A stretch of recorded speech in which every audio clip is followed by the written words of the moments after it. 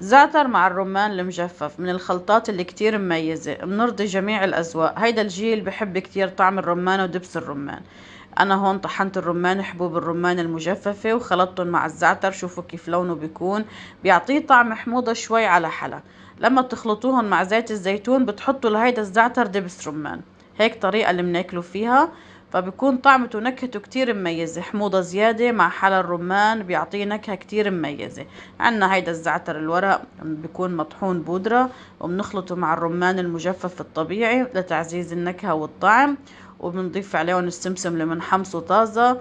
ما فيني خبركن على الريحة لما تحمصوا السمسم تخلطوها مع الزعتر ومع الرمان.